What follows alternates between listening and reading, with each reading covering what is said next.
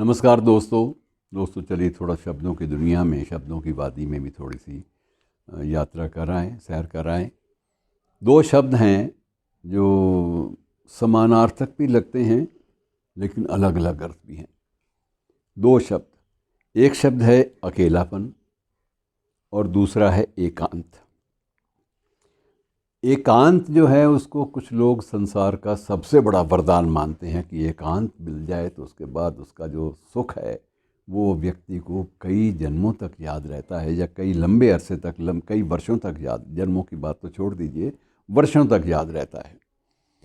और इसीलिए, शायद इसलिए कि मसूरी अगर आप कभी जाएं तो मसूरी में एक हरियाणा सरकार का एक विश्राम गृह है, उसका नाम भी एकांत ही रखा गया है। एक सुखदायक एक विश्राम गृह पर्यटन विभाग का, हरियाणा के पर्यटन विभाग का, उसका नाम भी एकांत है। जाहिर है कि एकांत सुखद माना गया है, ये राहत देने वाला है। और अकेलेपन के बारे में बहुत सारे दार्शनिकों ने, बहुत सारे चिंतकों ने एक बात कही है कि ये इस संसार की सबसे बड़ी सज़ा है। कितने शब्द आपस में मिलते जुलते हैं, अकेलापन और एकांत, दोनों में व्यक्ति एक है और उसके आसपास ज़्यादा कोई भीड़ नहीं है, बिल्कुल निष्प्रय होकर, बिल्कुल थोड़ा सा मुक्त होकर सारी सांसारिक गतिविधियों से वो रहने पर विवश है या रहने के लिए इच्छुक है। दोनों बातें, इच्छुक भी है, इच्छुक एकांत के लिए है और विवश है अकेलेपन की वजह से। अब अकेलेपन में क्या होता है मित्रों कि इसमें छटपटाहट है, इसमें बेचैनी है, इसमें व्यग्रता है, और एकांत में आराम है, राहत है, मन की शांति है। अकेलेपन में बाकायदा आप ये अंदाज़ा लगाइए कि जब तक हमारी नज़र बाहर की ओर है, आप एक खिड़की खोल के बाहर की ओर नज़र दौड़ाते हैं, जब तक हमारी नज़र बाहर की ओर है तब तक हम अकेलापन महसूस करते हैं। और जैसे ही नज़र भीतर की ओर मुड़ती है तो एकांत अनुभव होने लगता है।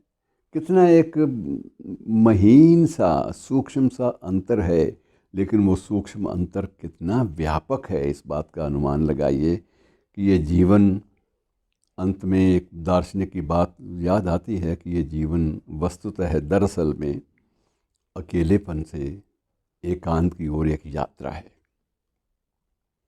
और ऐसी यात्रा जिसमें रास्ता भी हम हैं, राही भी हम हैं और मंजिल भी हम हैं। बाकी मित्रों, इसको अलग अलग ढंग से शायरी में लिया गया है। कैलाश वाजपेयी इसको अलग ढंग से लेते हैं। ये अधनंगी शाम और ये भटका हुआ अकेलापन, यह अधनंगी शाम और ये भटका हुआ अकेलापन, मैंने फिर घबराकर अपना शीशा तोड़ दिया।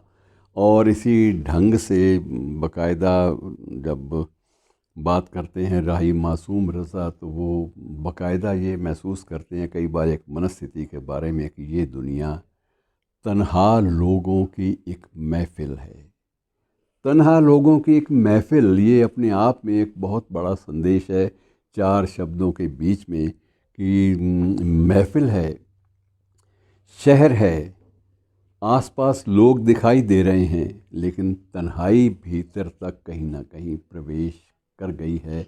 इसी नज़्म के आगे जो हिस्से हैं बड़े रोचक हैं, बड़े दिलचस्प हैं कि ये दुनिया तन्हा लोगों की एक महफ़िल है।